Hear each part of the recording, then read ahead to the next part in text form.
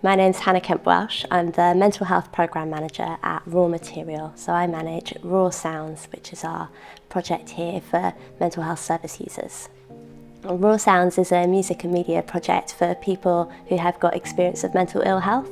So we work with people both on hospital wards and here in our community music studios to help people really to form a community where they have a shared experience, but from which they draw creative ideas and inspiration and work together to create music. I think for people who have had traumatic experiences, often they feel quite isolated by the things that have happened to them.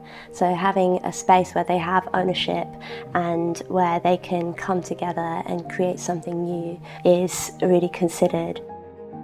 There was a young man that I met for the first time on a hospital ward who engaged in one of our DJ workshops on the wards. The change within him is just absolutely monumental. You know, we can't attribute causality solely to coming here, but we know from what he's told us that coming here every week has been an important factor in terms of having a sort of stable base to which he can always return, where he has social contact, where people are looking out for him.